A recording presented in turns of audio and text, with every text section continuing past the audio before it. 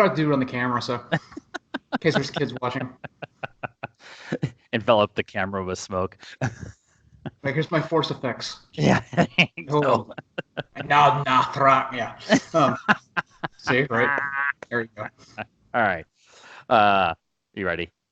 Punch it.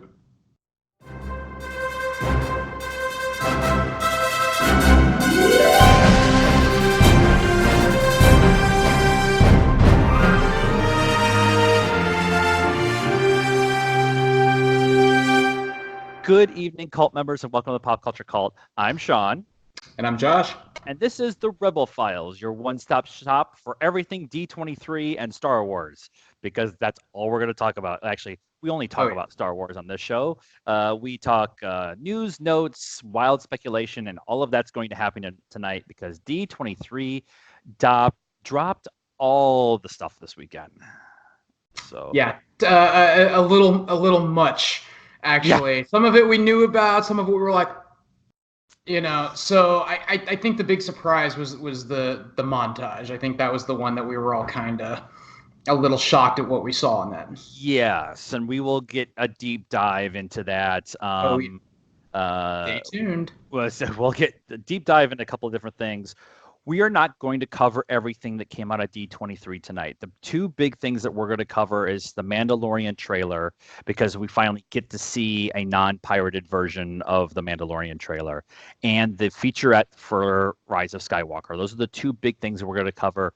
There's a ton of other stuff, and we'll probably get around to it. But first, have you done any Star Wars adventures this week? My Star Wars adventure was, and this is going to be the nerdiest thing, was hunting down Star Wars accessories for the RAV4.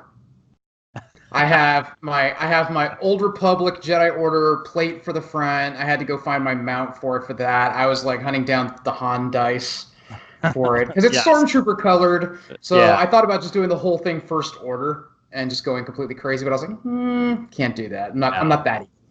No. I didn't have many Star Wars. I didn't really have a Star Wars adventure this week. We talked about this last week. We're part of a medieval reenactment group outside of this, and we decided to take off for the mountains and have an event up there. Although I did spend some time talking to Kat, who was our die-in-the-wool Mandalorian expert, about the Mandalorian trailer and stuff. And so we got to spend a little bit of time before we had to scoot off to do other things. And she was just as excited as we were, and she's also part of the group. We actually, once we get into the Mandalorian series, I think maybe we'll have her come on and be the third voice of, like, we'll do like a week-to-week review of the show. So I think maybe I'll have to talk to her about that. Kat, if you're watching, you've been invited. You want to.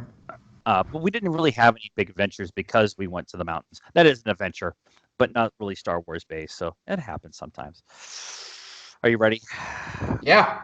Okay, let's get into the simple the stuff that we're really not going to go into this week. First, we got a timeline from Kathleen Kennedy talking about breaking up each of the trilogies and Rise of Rebellion, Rise of Resistance, all that kind of stuff, and that where everything is in the timeline. It's very cool. Memes galore have come out of that. The conspiracy theory stuff. Anything out of there that you were like surprised by or anything? Or no. I was hoping that maybe the next one we see at Celebration next year is the timeline going forward. We got the timeline going backwards. Yeah, or backwards. Yeah, I'm excited for that one. I don't know. And here's the reason why. Not to spend too much time on the subject, is because now there's some theories that there's been some talk that Ryan's not actually doing a trilogy again. But at the same point in time, we had that talk last week about Rian Johnson and his trilogy. So if you haven't watched that episode last week, you should go back and watch it, because we kind of get into the Rian Johnson trilogy a little bit. But yeah, I don't know. I mean, I again, kind of laying it on the table, I think there's a lot of great stuff to go forward with the trilogy. I'm super excited for an Old Republic thing, though. I've always have been, always will be, not going to lie. That's the one I'm stoked over, because I don't really know which direction they're going to go forward. So yeah, the Old Republic stuff is simmering on my excited about list because of everything that's there. But I really want to move forward and tell other stories and Right. I want them to do what they did in the MCU, which is make each movie its own kind of genre. So you get a heist film, you get a spy thriller, you get a comedy, that kind of thing. And I'm hoping that's what they go forward with. We got details on the hotel that is coming. It is essentially a cruise ship. You get to spend 3 days and 2 nights on the actual as part of the whole crew. It's an interactive thing. You're going to be on a mission, all this kind of stuff. They're going to give you costumes, but it's going to be hell of expensive. Yeah, that's. I mean, my first reaction when they showed the sketch, of the ship, was I reverted back to Fifth Element. Now I was like, "Welcome to Flaster in Paradise." That was the whole thing that came out of my head. And I mean, it's cool though. It's totally cool. And if I don't know if they're actually going to build the hotel, and I don't remember, but the first thing I thought was, are they actually going to build the hotel to look like this damn thing? Yeah. Because that would be even better. Yeah. But yeah, the rumors coming out of it, talking to like $1,000 to $3,000 a night on this thing, and I'm like, I mean, I'm cool. At some point, I'll do it because it's the closest thing I'm ever going to get to being on a space shuttle. But And if it's all inclusive, like the cruise ship or whatever, you're getting all of the food, all the alcohol, they're supplying your clothes, you bring a toothbrush. And here's a thought that they may do. If they get a lot of kickback under cost of that nature to do this hotel experience, it wouldn't shock me if they threw in park passes. Right. Or like a day park pass, what I mean? Which would make it even more like you said, part of that all-inclusive thing, or at least a really, really cut rate for your park pass. Right, exactly. And it's back to the conversation we're having about Galaxy's Edge and Disneyland and stuff a couple weeks ago. It just, the price right now is ridiculous on everything, and so they will make that work. We also got confirmation on 2 series. We talked about it a lot last week. We are getting the Kenobi series with Ewan McGregor. It is confirmed. We are getting. The scripts are already written. They are going to start filming, I think they said February of next year. Of 2020, yep. Of 2020. And the best thing out of that was the introduction of the actual Kathleen Kennedy was on stage. She talked about this legacy character that was important to everybody. They brought Ewan out. The crowd went crazy. And then Ewan said, hey, Kathleen, ask me if I'm going to play Obi-Wan Kenobi. And Kathleen's kind of like, okay, are you going to play Obi-Wan Kenobi? And he says, yes, finally, I can answer the question honestly. Everybody's been asking me for years, are you going to play Obi-Wan Kenobi? And I had to lie or fib or... So it's like... We knew it had to come. He's too much of a fan favorite. He fits the bill way too well. And honestly, again, we've touched this in previous episodes. They're not stupid. They listen to the chat or they listen to the fan base, and if enough of that's getting out there, like, well, we're missing our cash cow, make it happen, People, one of the things they talked about on Force Center today was people may struggle with the idea of the Mandalorian and not having it be Boba Fett and stuff like that. That's going to be the big first draw for all the Star Wars hardcore sweaties like us. But if you have this character that's beloved by the movie audience and an actor who's beloved by the movie audience, when they come around and start dropping that in 18 months, people are like re-sign up, or they're going to want to sign up for it and everything. So it makes a lot of sense. Right. And we can have a deep dive again on what we expect on that. We probably will. The other one, it's been rumored all over the place that we are getting the Cassian Andor series. It was confirmed. Diego Luna and Alan Tudyk came out. I'm not gonna lie. If it's Diego Luna and Alan Tudyk sitting in a bar telling war stories, I'm okay with that. And you know what? And here's the thing, like you're mentioning, they're going to take the Star Wars universe and they're going to separate it out into kind of their own independent themes. I think because of the interaction between, Alan Tudyk and Diego Luna, if they replicate that type of back and forth a little bit, that's going to be your Guardians of the Galaxy vibe for the Star Wars universe. Yeah. You're going to have something that's got a lot of really heady, dark mythos to it, but it's going to be completely peppered by this comedy, which breaks that up. And I think it's going to be probably one of the best formats that they can do for it. And in that one, they talked about it's 3 years before Rogue One, right? So it might be right in that when they actually meet, when they reprogram K2SO, and a spy thriller would be kind of cool. He was a separatist, so I want them dealing with actually being on Dooku's side and then coming back around and realizing the Empire was bad, and so he had to switch sides and become a rebel. I would love to see all of that done. And yeah, and I think you're gonna see it start out a little more lighthearted, and then it's gonna start getting darker because by the time he hits Rogue One, dude, he is just messed up. Yes. And the big thing today that I heard was this series is in smack dab in the middle of Rebels. Yep. So you're going to get Mon Mothma, you're going to get Maul, you're going to get Crimson Dawn, you're going to get Ezra and Hera and the Ghost, and you're going to get all of that somewhere in there, especially since you've got Fulcrum, the Imperial, who switched sides. I can see his face and I can't remember. Kahless. Kahless, yes. Kahless. You've got Kahless as Fulcrum. Like, all of that's going to make complete sense for that time period. So you tie directly into the middle of Rebels. Oh, I'm so excited for that series. Okay.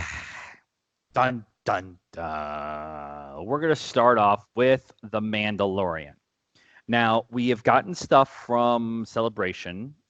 Most of it was pirated, and we got like details from the panel at Celebration, but we haven't. For those of us who weren't at Celebration, I'm not one of those guys that goes out and seeks the bootlegged versions of things. I feel a little bit dirty doing that. So I've been waiting for this trailer, and it's only a minute and a half, and it's everything I want. Oh my God. I want to say a line, but there's kids watching, so I'll be being good. Let's start off with the first shot of the trailer is Stormtrooper helmets on spikes. So leading into the whole idea that this is going to be after the Battle of Endor, after the Battle of Jakku, a very different looking feeling series than other Star Wars stuff. Yeah, they're opening it up with the fact they want you to know that the Empire is being hunted. Yes. They are in retreat. They are trying to hold it together. They have been. I mean, this is post Imperial Order, pre First Order. So they're in retreat. They're hunted. They are officially persona non grata in the galaxy, and everybody is out to get them. Nobody likes them. Right.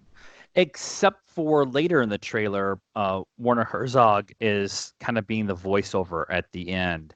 And he's talking about how being a bounty hunter is hard. And he's got an Empire symbol on. He's wearing like an Empire medal. So he's obviously some ex-Imperial. And then we get Moff Gideon, who is being played by Giancarlo Esposito. Giancarlo Esposito, who is a former Moth, and he is in charge of the stormtroopers and the Death Troopers. That's one of the other things we get in this trailer is we get a line of Death Troopers, which we really haven't seen since Rogue One. Right. So that's a big gap. So that's showing that or at least the armor of the Death Troopers has been around for a while and stuff. The Thrawn books had Death Troopers in them and stuff. But what do you think of the Imperial presence with Moff Gideon and whoever Werner Herzog is going to be? Yeah. So Herzog's going to be. I had to get a closer look at the amulet, and I feel like it wasn't the current incarnation of the Empire Sun. Right. It looked Imperial Sith Sun. It looked more towards the original logo. So it's not the actual one. If I could, I'd have to go back and watch it again. But I think it's not the one that they used during the Empire era. It's actually one they used before that, which means he's probably been around for quite some time. Um, First off, Giancarlo Esposito playing a bad guy. The man's born for it. He is such a phenomenal. I mean, it's Gus Fring. You know, anybody who watched Breaking Bad knows that the dude can play. Yeah. So, Yeah. And he's an amazing person in real life. Oh yeah, he's completely mellow in real life. He's one of those actors who does a role completely opposite of who he is, and is phenomenal at it. And I'm not gonna lie to you, I got giddy. I was already giddy watching the trailer, and then I got completely excited the minute he was in the trooper armor. Yeah, the complete breastplate on, and a cape or something, or yeah. So like you see a lot of them in the animated series, where you'll see more or less the Imperial officer uniform, but they're wearing the armored breastplate like over it. And he shows up in that, and I was just like, yep. Oh yeah, I'm in. I was in before that, but now I'm really in. Right, so. Right. The other thing too that really kind of struck me is the opening scene with them on the helmets, the stormtrooper and helmets and stuff like that. So that's supposed to be Tatooine, but they land the ship at some outpost that's not Tatooine because there's actually like green mountains in the background, and that's very Ralph McQuarrie kind of feel and kind of texture to it and stuff. So they've talked about it multiple times about how they're pulling. We got Ugnaughts in the trailer. Like they're pulling like deep cuts from different things. They are making this show for super hardcore Star Wars sweaties. And the creature he's right, and just there's another one of that. The creature the Ugnaught is writing hasn't been seen since it was in, I want to say, the Endor, the Ewok adventure. If I remember, in the Ewok adventure, and it was taken originally from the Hollywood or the holiday special, because that's actually what Boba Fett was writing in it. Yes. But you've seen it periodically in the animated, but not in a live action. Yeah. Outside of the Ewok adventure, so it was cool because it's such a throwaway shot for the moment, but it's like, wait a minute, this is here's an example of how they're going to do all this super finite detail. You're going to have to watch the series week to week. That's the other thing they told us is it's going to be week to week. We're not going to be able to binge it. So we're going to get week to week to week. And then we're going to have to go back and rewatch it to get all the details that are going on in the background. And then we're going to have to go back and rewatch it again to catch all the other references and stuff. So this is a 3 or 4 times through like Stranger Things kind of watch. And for all you kids out there who think this is going to be absolutely 100% terrible, having to wait a week to see an episode, welcome to How We Grew Up. It's called Game of Thrones. I honestly thought that this whole series was going to be on Tatooine and be one location kind of thing. But in this trailer, they showed like a swamp planet. They showed like a dried crust planet. We got Tatooine. We got whatever that spaceport. There's like a snowy, like Hoth looking planet where the bar scene, the bar fight at the end is taking place. So that was the big like takeaway from me, at least from this trailer, was you're going to go a bunch of different places, which makes sense, obviously, but that was the thing. I was like, oh, I thought it was going to be one location. So yeah. Now, did they establish that it's actually Tatooine, or is part of it actually on Pisana? Because they're bringing Pisana in Rise of Skywalker, and I wonder if they might use Mandalorian as a little bit of an establishment. Everybody says that opening scene with the stormtrooper helmets is Tatooine. So now it doesn't necessarily mean that they're not going to go to the other one, but that's for everybody saying that one particular shot is Tatooine itself. And it makes sense because Tatooine had a huge Imperial presence on it. It did, and a ton of stormtroopers, so that makes most sense. One of the shots. Go ahead. I'm sorry. So Garden Planet, Endor, Kashyyyk, Lothal. Maybe.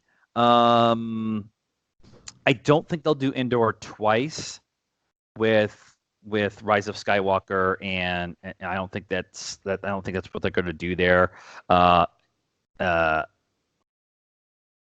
Kashyyyk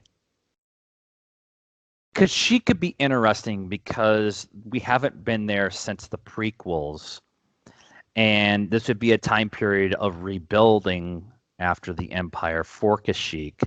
So maybe they're working on a bounty. Somebody, he's getting hired. Like it's the opening shot of the show, that kind of thing. That the Wookiees are hiring them to get rid of some Imperial moth. I just want to see a Wookiee with a bounty on him, and I want to see him go after a Wookiee. I want to see some throwback to the ripping the arms out of the socket, or the binders, or just some little callback would be hilarious. I find it interesting that they've hired a bunch of people and they're doing voice stuff. They're not actually doing the physical. They just announced Friday when they were doing all this presentation that Men-Yan Win from Agents of S.H.I.E.L.D. and the voice of Mulana is actually in the show, even though they're pretty much done. They've been done filming for a while, so it might be one of those things where they have a voiceover.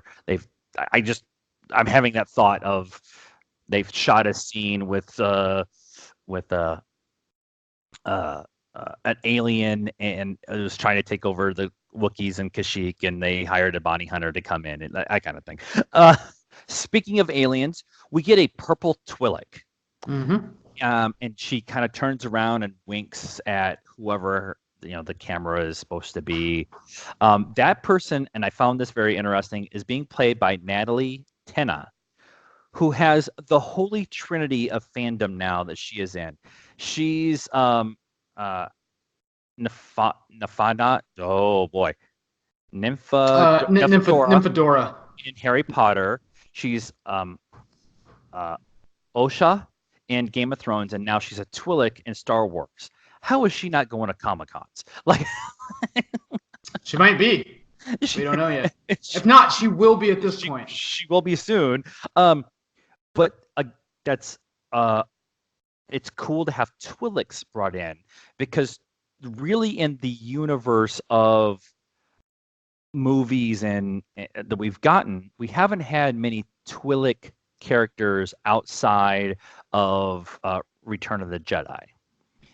We've got the dancer for Jabba the Hutt and his translator and stuff like that, but we haven't gotten actually any kind of big Twi'lek storytelling process, and this would be a really easy way to introduce that culture and kind of bring all of that in, and then you can come back later. That culture has been introduced. You could do a show, or you can have that person, have more Twi'leks into the show and stuff, other shows and stuff like that. That's just. Yeah, not in the live action. Not so much in live. Well, I mean, original series, you've got Bib Fortuna, and you've got Luna, I think, or Lena, or whatever who's the dancer. In prequels, you have Ayla Secura, who's probably the most famous one, right? Outside of the dancer for Jabba's palace, and she got unfortunately unceremoniously offed.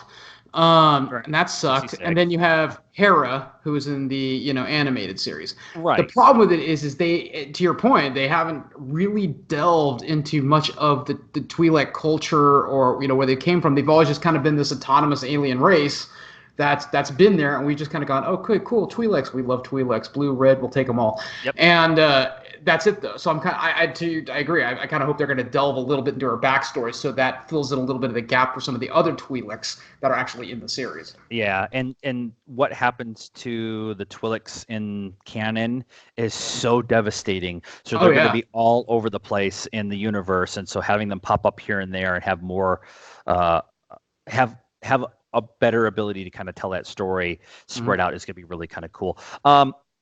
The shot of the door getting knocked down, and it's the Mandalorian and IG-11 standing there.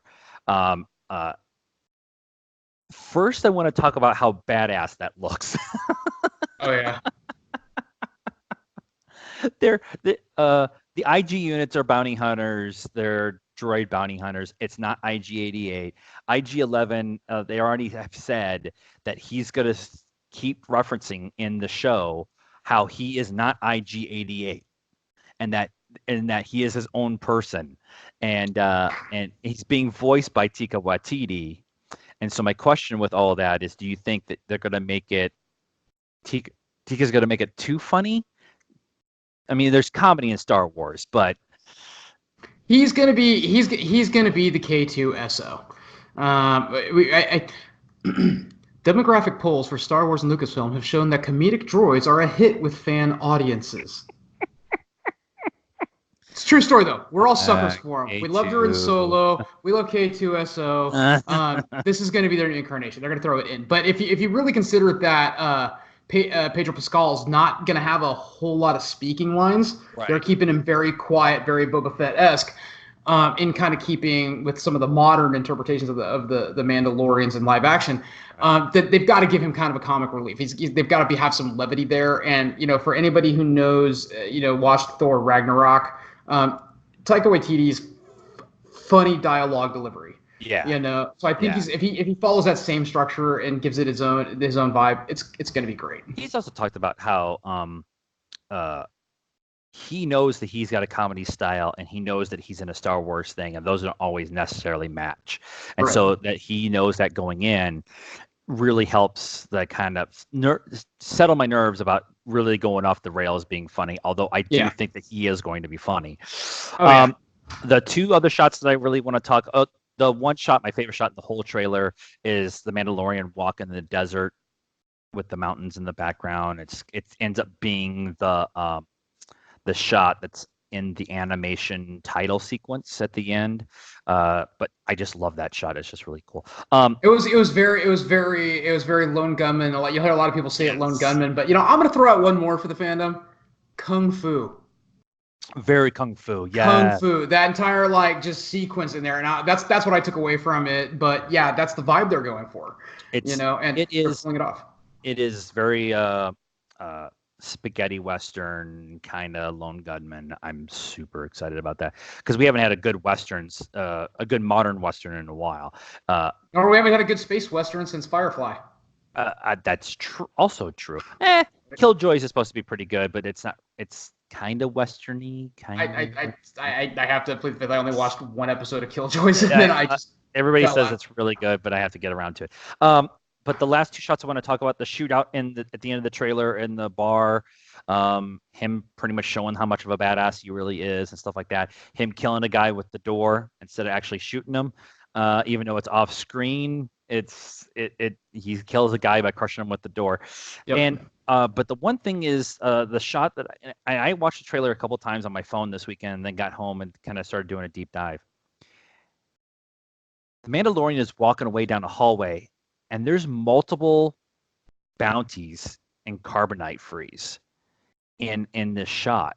And that was kind of shocking to me that you have that direct reference, especially since when they did it with Han, it was something you just didn't do, and now it's standard practice. They figured out that with Han, word got back that hey, they can survive in carbonite, and apparently they just all decided to start practicing this. Right. Right. I mean, the minute they pulled that shot out, the first thing I thought it looked like was Hondo. Yes. I thought it looked like Hondo in the carbonite, and I was like. That's not a possibility. No, the other one. And explain his age by the time we get to Galaxy's Edge, and how Matt Smith could play him in Rise of Skywalker. We're digging, kids. By the way, kids, for those of you who don't recognize those are references to past conversations we've had on previous episodes. Go to YouTube right now. Click on that. Yeah. So, no. What's funny is there was a Wee Quay bounty hunter, and I keep forgetting the name of it. Or it was one of the Wee Quays on the sail barge. I don't remember, and that could have been it as well. Some of the references from back then. So, I mean, whatever it is, I'm pretty sure it was a Wee Quay in the carbonite, but as to who it specifically is, we don't know. They make a point of showing it, so it's going to be somebody of somewhat importance. I don't know if that's the MacGuffin. They did show a shot of a mother and a daughter. I think the daughter's going to be the MacGuffin for the series overall, but I just, there's a bunch of other shots in the trailer but these were the ones that kind of got my attention the most. There's an ATST that's attacking people. There's a couple other shots that came up, but those were the ones that I felt like were important to me. Was there anything specific else that you wanted to talk about before we get into the No. I think we pretty much topped all of it. I will say that there have been, some of the Lego sets got leaked out as far as the images, Lego and does it every time. I know. And the ATST actually that they showed from the Mandalorian is kind of a pimp modified ATST. Like it's not Imperial issue. Like somebody hacked this sucker together, Right. and it's kind of wicked looking, dude. It's awesome. That's the other thing that you said, hacking together. Uh, they made a point, not necessarily in the trailer, but they made a point this weekend of the armor was actually on display at D23, and people took a bunch of pictures, and then people online started like dissecting, like, this pauldron is from a stormtrooper outfit, and this pauldron is from this style of Mandalorian armor, and this helmet's a little bit different, and the color scheme's a little off. So I'm wondering that that's maybe clues that he is um of Mandalore, but is on his, like, armor being But pieced together, and the shot of him putting all the armor on, it's kind of making me question some yeah, things a little we bit. we we we know with Boba Fett, we know Boba Fett used Jingos. He kind of repainted the armor and everything else. Right. But with true Mandalorians, you wear the armor of your caste or your family. Right. And if he is from Mandalore, and maybe the only remnant he's got is the helmet, and or a couple pieces, and he's trying to piece it back together, there have been rumors that he'll go through a couple iterations of the armor over the course of the series, as it's like he's finding himself. Right. He's putting it back together, and I think that's going to be kind of a little message, and part of the Right. journey that he's going to go through. So yeah. Yeah, it was just one of the things that kind of came up. Like, they made a point of showing the armoring up scene, and then when you Mm-hmm. actually started looking at the photos and stuff like that, you're like, huh. I'm wondering, because they dealt with back to the Chuck Wendig Aftermath series. There's an interlude in there of a gentleman coming across Boba Fett's armor that made it out of the Sarlacc pit, and it's all kind of pitted and stuff, but it still works. And he wears it and becomes like the sheriff of the territory. So that kind of thought is in the back of my head when you see mismatched Mandalorian armor on the Mandalorian. It kind of like maybe he's just taking up the mantle kind of thing. I don't know. Here's a fun one. Run with this one. Maybe the Mandalorian is that sheriff. That would be awesome. That could explain why they're stating, and could be why he's piecing it together, and why the helmet looks almost identical, but Yeah. also because that's why Boba Fett's not showing up in the series. Yeah. He's sans armor now. Yeah. Who knows? That could be interesting. Okay. Now that we've done a deep dive on the Mandalorian, now let's do a deep dive on the Rise of Skywatcher. Skywatcher. That's kind of what it is. Rise of Skywalker featurette. We knew we were going to get something here at D23. A lot of people were hoping that it would be a trailer. I never really thought it would be a trailer. It's not time for. It's not really time for a. This show is brought to you by Gatorade. We're not sponsored, kids. We're trying to be. If you'd like to sponsor our show, please email us at popcultureculttalk@gmail.com. We knew that we were getting something at D23. They started the movie panel with Rise of Skywalker, but I never thought it was going to be a trailer. We won't get a trailer until we're in October, October for Monday Night Football, and then maybe another one in November when tickets go on sale and that kind of stuff.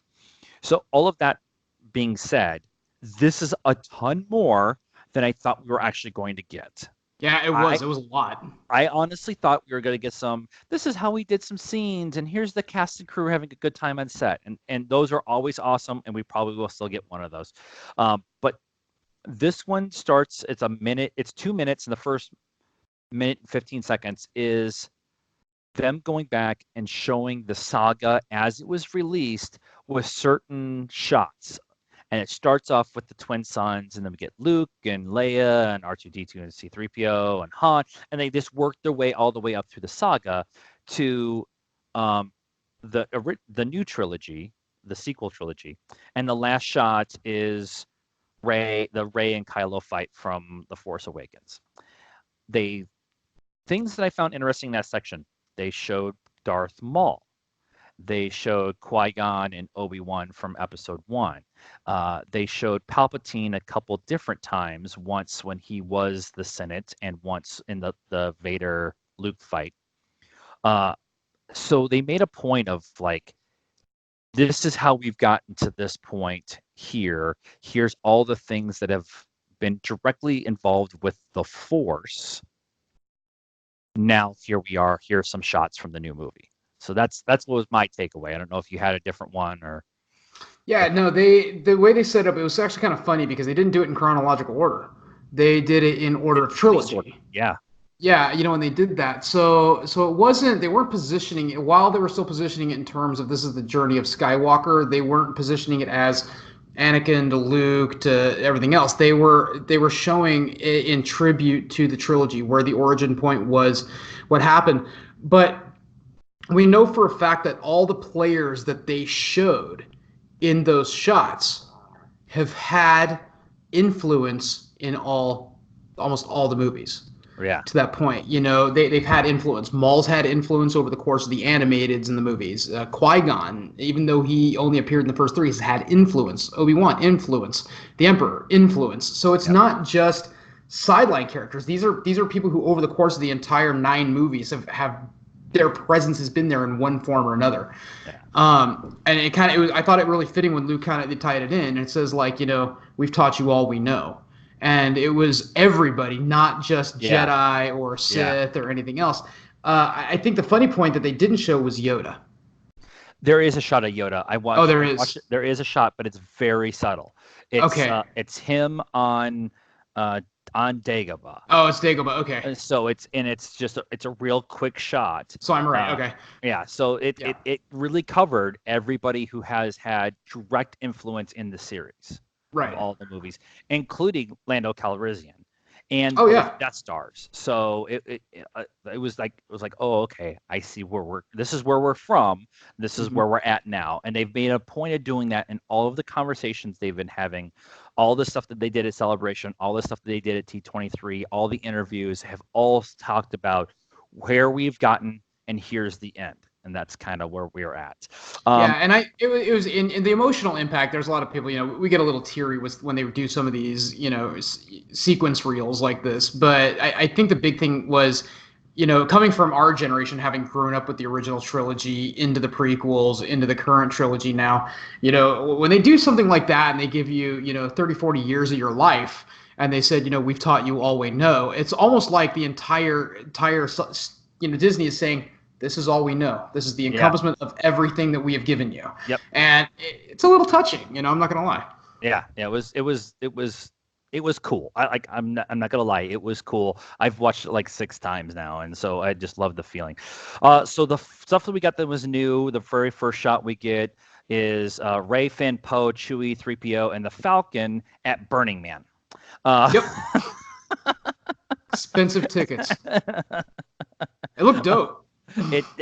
That was my first thought whenever I saw that was they now you said the species earlier or the planet and stuff like that. Pasana. I haven't done a deep dive into everything yet, so I haven't learned all the names, but that was like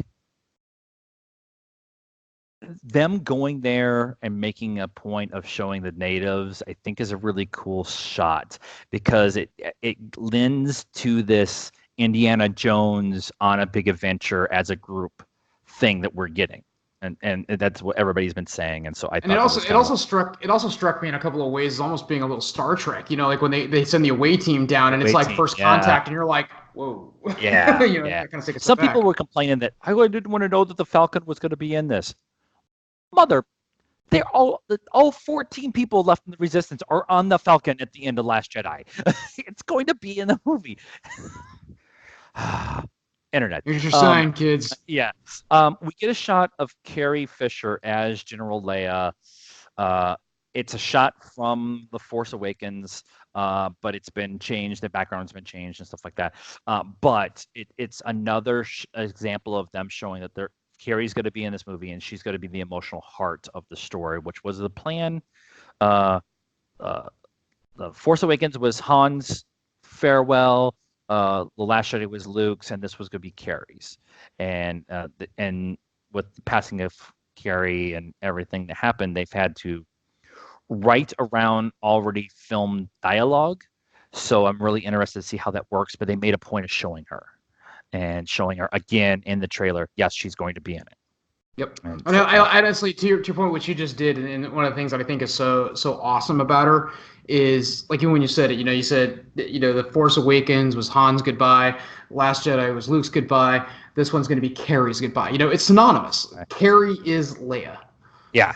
We use it almost so, and we do this constantly in conversations and everything else. It's so interchangeable to use her name. That's how much of an impact she's had on the series. So yeah, it's nice to see that they're going to give her the send off and the conclusion that she deserves. So absolutely. We get two of the coolest shots in trailers of all time next. We get the Resistance fleet coming out of warp or hyperspeed or whatever, light speed, with into an atmosphere, A-wings, B-wings, Y-wings. Those Y-wings are held together with duct tape, silly string. At this point. At this point. And nobody has come out and said this. I'm going with it until I'm told differently. It's the Tantive 4. It is the Tantive 4, actually. I'm gonna say that there is a margin of error that is just another blockade runner. Right. But there has been rumors specifically, and there's been a couple of up close concept shots. And if it's not the Tantive, it's a clone of it. It's almost exactly the same. They had this. At Celebration, they showed the Lego Tantive 4 that they're re-releasing, and it's like this big. I want one so bad. You don't do that if you don't have this ship in this movie. And the Organas, if it's from an old Alderaan ship from the Organas, like it's been stashed away somewhere. Like there's so many possibilities with that one ship, and there's B-wings and there's Y-wings. I mean, we got A-wings in the last movie, so it's not a stretch to have those. So you're getting all this stuff. That shot is just all of them just. It was so well done. I mean, that was 5-year-old us just comes right out of the woodwork and just like. Spaceship. Yeah. Every time. Exactly. Every time. Spaceship.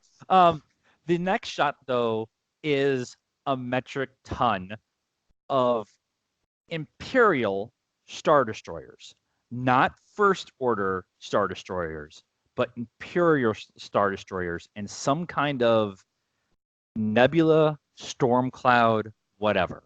I heard something today. I hadn't put 2 and 2 and 2 together to get 3.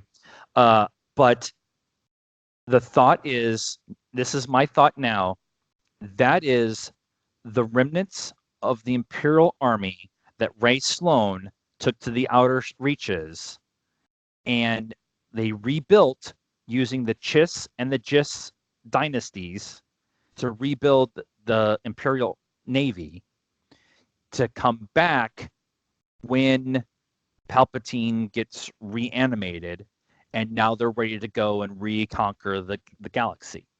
Yep. Am I crazy? No, because most of us are right there with you. There's been the talk. I mean, and you're going to hear this in other theories and everything else, but you know what? When you have so many theories that tend to mesh, there's some facts somewhere in there. So we know for a fact that they talked about, they call it the First Order because it wasn't necessarily, they weren't calling themselves that because of the Empire. They're saying that it was Palpatine's First Order post Death Star explosion to enact his legacy during his death. Should anything happen to him, this was his first order of what to do in the event that happened. Hence, they are the first order he gave. And we've talked about this a lot. There's been rumors of, Kylo or somebody going to find a fleet that is somewhere in the outer reaches, whether it's a Sith fleet, whatever. But we also, and I completely write on the Sloan theory. I am absolutely 100% with you on the Ray Sloan theory because it ties it all together. Yeah. And I don't think that's the Sith fleet. People have said, well, if you use a 4K TV or whatever, you can see red markings on it. Yeah. The Sith fleet is going to be the Death Star 3 enabled cruisers that have the micro Death Stars on it that are the planet killers. Planet killers. And that ties together with the red beam shooting into whatever planet there is or whatever. It's not necessarily the Death Star itself. They're smaller ships with Death Star technology, which they already introduced in Rogue One and in The Last Jedi. So here we go. I'm getting all excited about this one. But the idea that the fleet is out there waiting, here is how you have him. I'm on this until somebody tells me differently. Matt Smith is strong.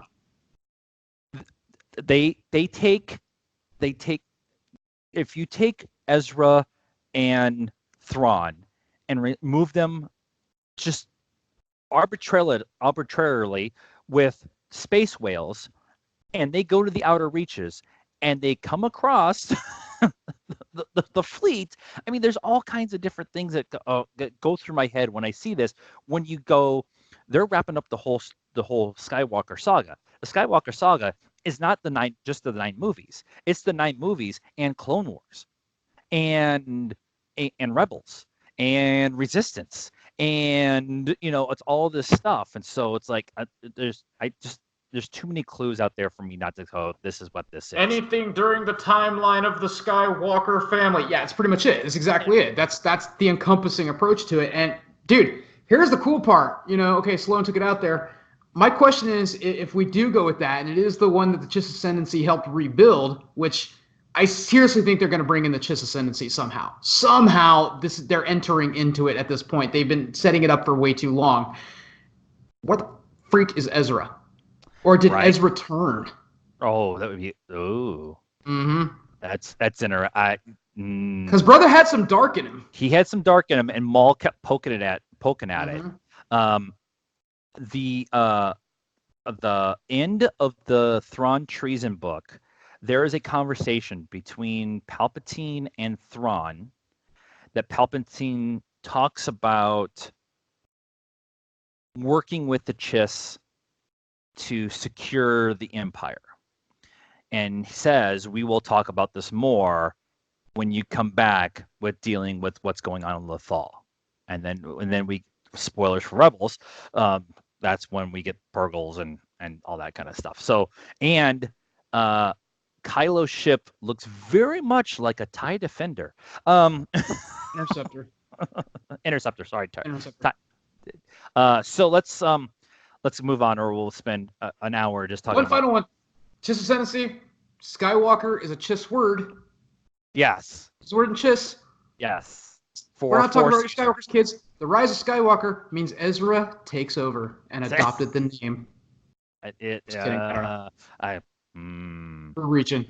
We are reaching, but it's wild speculation, right? It is. It's fun. We get C-3PO waking up from a 4-day bender with red eyes.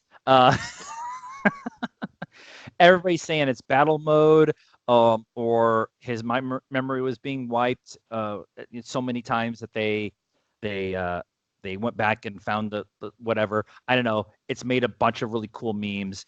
Everybody's else has talked about it. So I mean, we could spend another 20 minutes on that. But what you have any thoughts? Wexley reprogram C-3PO with Mr. Bones. Oh my God! I know I had to throw that out there. Oh, that would be so awesome. Damn it! Now I have a whole theory on that. We get Rey training in the woods. It looks kind of indoor-y with big redwoods and stuff like that. The thing about that shot is she angrily throws the lightsaber, the Skywalker lightsaber, at the training remote, cuts down a few trees, calls the lightsaber back, and she's got a red bandana, scarf, fabric, something on her hand, like it's almost protecting her hand. But she's angry in that shot. And she's in the Jakku outfit, so it's a little bit more white and tan. Not like the one at the first shot where she's in the all white, or the shot when they're from the first trailer where they're at the Death Star 2 and she's in that all white outfit with the really cool hood. So anything that you want to take out of that shot, because there's that girl finally played her Jedi outcast and mastered Force throw. I mean, like, we don't see that particular style of Force throw often. That's a technique within the saber fighting styles that is not commonly used. And because to throw it and recall it, and that's almost exclusively from the games. It's a big part of the Jedi Fallen Order game that's coming out. But that's a big part in the games themselves, is being able to throw and recall the lightsaber. So I find that very interesting. We get an epic lightsaber battle between Kylo and Rey on what is the remnants of the Death Star 2, most likely on Endor. I'm thinking that this is going to be one of the opening shots of the movie. like in the first act or in the first 20 minutes, they're both on the quest to find artifacts, Sith and Jedi artifacts, and of course they go to where the Death Star crashed, and that's they're going to come across each other, and they're going to have a lightsaber fight because she left him, and then they're going to trigger something that's going to wake up Palpatine. That's my theory on all that process. I don't know if that's true or not, but that's. I was a little more adept than that. It's a rough outline. Right. Now, but the cool thing about that scene, though, is it did prove that we know who the pilot of that interceptor is. It actually is Kylo that was chasing her in the original trailer. Yeah. The question is, that took place on probably Pisana, when that original scene in the desert took place, or they filmed it just for the trailer, one of the two, knowing JJ. Or, and then he's following her to Endor or wherever that's going to take place, and that happens. So it's almost like he's tracking her, or they're chasing each other, or to your point, they're on the same quest for similar relics. The quest from the Jedi, the race from the Sith, to get there. So yeah, something's going to wake it up. The trick for me is that there's storm seas kind of rushing. I don't know if that Death Star is rising. That's the trick for me is, in the first shot, you see just the dish out in the distance. Yeah. And then you get closer and you see more wreckage. So I don't know if it's like it's coming up from the deep. They're going too crazy with the Force, and it's forcing it to rise, or the Emperor's feeding off their energy and forcing it to do it. That would be cool. That would be cool, interesting kind of point where the Emperor's feeding off the new Force users that are there, and that's how he gets woken and stuff like that. While the fight is going on and Kylo coming from the interceptor and all that kind of stuff is going on, there's Palpatine with a voiceover saying, "Your journey nears its end," and then it goes to black screen when he says "nears its end," and then we get Vader's breathing right after that. And I find that whole thing that like the whole sequence right there together with the voiceover, the fight between Kylo and Rey, I find all that interesting. It's maybe kind of like what we've been kind of talking about, like that's going to be the catalyst to bring Palpatine back and stuff. The Vader breathing I find very interesting. There's another sound in there. I can't figure out what it is. But Vader breathing is very interesting because it wasn't Vader who died. It was Anakin who died at the end. And they've been doing a really good job in the canon about having the conflict between Anakin and Vader.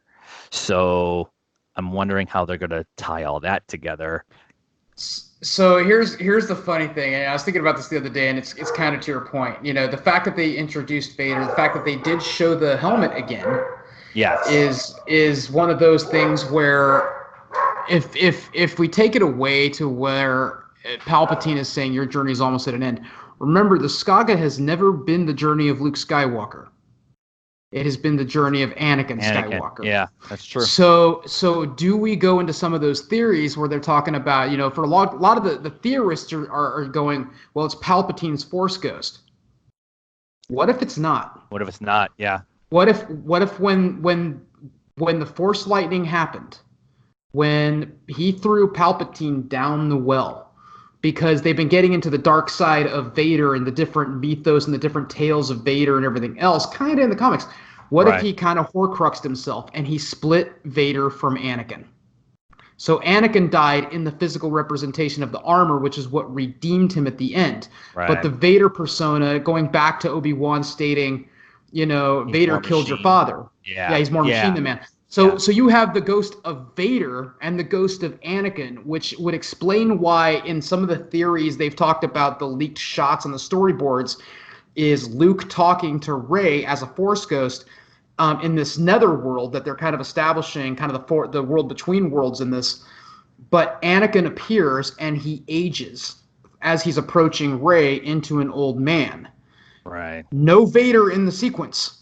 Right. Anakin. So I wonder if the Emperor's last act from Beyond, knowing that Vader would be his final trump card, had Vader actually, Anakin's, the Vader side from the Anakin actually influencing. And that could make it kind of interesting. That's really, yeah. And then I like your theories. The thing about all that too is we get the next shot, which is Darth Rey. And it's Rey with the red lightsaber, nunchuck, foldy, staffy thingy, whatever. And one of the theories I heard today is the idea that Rey is actually a clone. And there's multiple versions of the clone out there.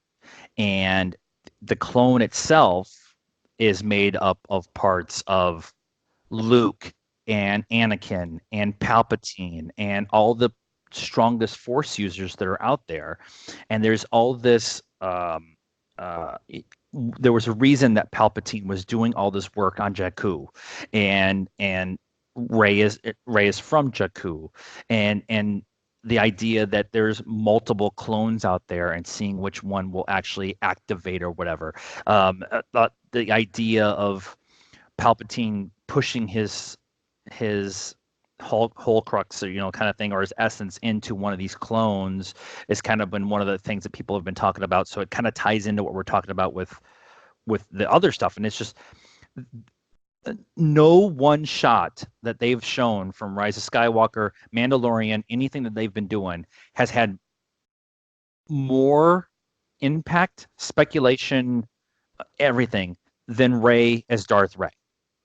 And the cool thing about that sequence is how different she looks in that shot. Right. Is not really like yellow eyes or anything else, but the way they did the lighting in it. And I have to kind of go back to this a little bit, because when I saw her face the first time I saw it, I'm like, the facial expression in the light doesn't look like just her face. It looks like an amalgamation. It looks almost like if they took the sequence of Anakin in that same light and kind of spliced it a little bit into it. It's almost like it's almost like they're purposely showing that this isn't her. Somebody's like in her body of some sort, or a Force presence is there, because it doesn't quite look like her. Well, here's the thing. Daisy Ridley is a triplet. Mm-hmm. So if you're going to do a clone of Rey and have it be one of her sisters, and it would be very interesting. I would love like the story of Star Wars as a cultural thing. I think that would be amazing. But the concept of this could just be a Force vision too, and it's her vision of herself as the dark side. And multiple times throughout Star Wars, the hero has had to sit down and do their self-reflection, existential crisis of going bad. If we have the activation of Palpatine and his essence, and he's able to push the dark side out into the universe, you might get a cave scene like we get on Dagobah between Luke and Luke as Vader. Mm-hmm. There's that theory of the idea of her having this Force vision, and it's Palpatine showing that you could be even more powerful if you come and join me, and all that kind of stuff. And so the idea of a Force vision or clone or all that kind of stuff is amazing, because you have Disney and Lucasfilm has given us something. They gave us 3 shots that will give us something to talk about. The Imperial Star Destroyers, the fleet with the B-Wings, and you get the Darth Rey. You have 3 shots that will keep us satisfied for 3 months until we get another trailer. Mm-hmm. And if you add what we had in the other trailer, it's like, oh, okay, sorry. Yeah, and there's tons of speculation. No, it's true. It's like there's tons of speculation. There's tons of theories, and it's Abrams is doing a very, very smart thing in this, and I really want to say this: if this were any other movie, we would be 2 full trailers in by now, and a couple of teasers. Yeah, probably by this timeline. He is keeping that in reserve. You know what? I would be happy if he doesn't put out another trailer. We've got 3.5 months till it comes out.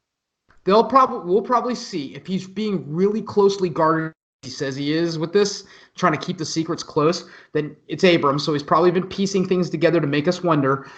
But at the same point, if we see anything, it's going to be like half of what we've already seen, and maybe the other half new. Right. He's keeping this close. He wants this to be revealed when we watch the movie. And And the whole thing, and with Rey, I'll be frank. I've said it from the get-go. I want Rey evil. I think Rey's got more evil in her than good, and she just hasn't let it out. Will I be upset if she's good? Heck no. I like Rey as a character. I like Kylo Ren as a character. Well, I like Kylo Ren as a character, not Krylo. But you got to give the characters room for evolution. Anakin was a whiny sucker in Attack of the Clones, and then you know what? Honestly, by Episode 3, I dug him. Watching him go through Clone Wars and dealing with Ahsoka and everything else, I really got to kind of dig the character. So, dude, there's tons where we can go with this. Like, where did she get the Jedi Guardian lightsaber? Like, is that actually her staff that's been dormant? And she finally figured out how to activate it. Like, why does she have the damn staff? Was that given to her as a clone? Right. That would be interesting. The part of the thing you're just saying, we've been talking about this back and forth. Like, people on the internet have never, like, nunchuck lightsabers. Like this, the folding thing. It's been around. It's been around. That's one of the things that is both good and bad about being a canon junkie with all the new stuff, is that we have watched Clone Wars, we have watched Rebels, we've read a bunch of the books, and so when there's a reference to something, we're like, oh yeah, this is what this thing is. And then just the movie fans, and they're not wrong to have this thought process, but people are just sitting around and saying, well, we've never had that happen. It's the same argument we got when Kylo's crossguard. Yeah. He's just going to cut his hand off. You've obviously never fought with a sword with a crossguard. Right. So, and that's the same point in time, it makes sense. If she hasn't had that, if it hasn't been there since day one and she's going on the hunt for, Jedi artifacts and she stumbles upon one of the Jedi Guardian sabers, she knows how to use a staff, it makes sense. She picks it up and, has been training with it, and then Force Vision is the evil version. So, there's a number of ways we can go about it. But yeah, that there's been a ton of different lightsaber styles that have been hanging around extended universe, canon, that a lot of people just aren't aware of. It's not just cross guard staff and, single sword. It's tonfa. It's, Look at the difference between Dooku's fighting style and Obi-Wan's fighting style and Anakin's fighting style. Like, right there's 3 different styles of fighting, and and each one of them are doing something different. And then you have Maul with everything that Maul could do, and so you get there's other versions of the world out there than just what we've seen. I've been taking a straw poll of everybody I've talked to about the Darth Rey thing. I've been calling it Dark Side Rey, and then most people online have been calling it Darth Rey. I can't quite get to the Darth Rey part. I still think it's just dark. The best way to explain it is Dark Side Rey. So Dark Side Rey, that scene, I've been taking a straw poll. Is it a Force vision, a clone, or did she actually trade sides? As much as I want her to actually trade sides, because I think she would be a villain. And a final one. To be frank, I think my general consensus with everyone is I think it's a Force vision. I think it harkens back to the other 2 trilogies. I was just saying, I think it makes the most sense. Out there. I think it may make a really cool sequence, because I don't think it's just going to be that. I think she's going to have to face off with herself if they're following, and if they're doing the callbacks to the other Star Wars sagas, then it makes sense for her to have that journey. So I think that's the way it's going to play out. I thought they had touched on that in Last Jedi when she descended into the pit. On Octo. However, we may touch on it again. So I think honestly the correct way they're going to play it out is a vision. I think the clone point would be awesome. It might be a little bit of a cop-out, but to that extent, if they take it the rest of the way we're talking about the clone theory, it would be pimp. But I think more than likely it's going to be a vision. I think they're doing that as a teaser for us. It's not going to last very long in the saga.